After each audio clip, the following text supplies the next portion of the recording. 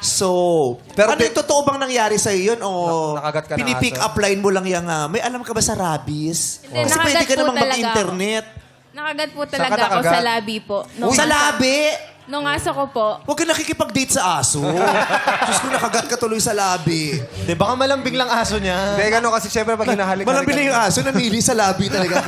Siguro kinikiss mo, no? Kinikiss ko po, tapos bigla po akong inano. Kasalanan mo, Oo. kinikis niya, tapos nag-drawing ng buto dito. Pinangas ng aso. Ano pa, tuta pa siya? Opo, ng tuta pa po. Ah, Pero oo, ano po, medyo. complete vaccine naman po siya nung ano.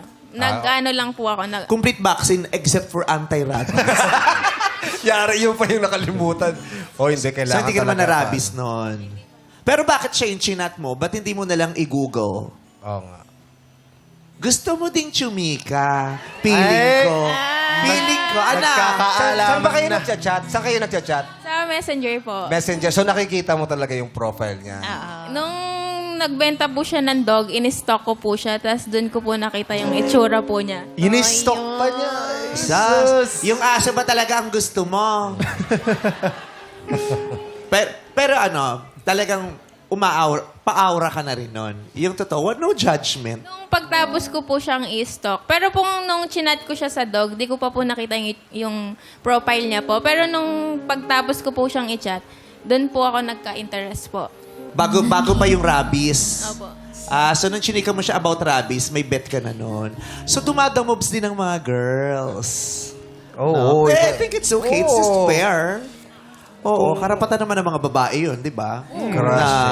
Na hindi pigilin ang kanilang mga damdamin at iparamdam ito sa mga tao. Do you do that, yung mga girls? Dumadamobs. Oo, dahil sa bar, ang daming dumadamobs sa mga babae. No? Walang kemi ha. Pre-pandemic, kakaputukan niya ng rampa ko. So, pre-gimmick ako, BGC. Yes. Tambay ako talaga.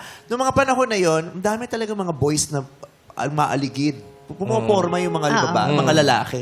Pero pre-pandemic, ang dami na rin mga girls na paikot-ikot. Sabi ko, ay, laban na rin yung mga girls, no? Yung very aggressive na rin yung mga Silang girls. gumagawa Ikaw ng yung paraan. nilalapitan, te. Ha? Ikaw yung nilalapitan. Oo, siya. Oo, waitress kasi ako doon. Papapalo up lang ng yelo. Okay tayo, Darren? Sorry. Oo, Sorry.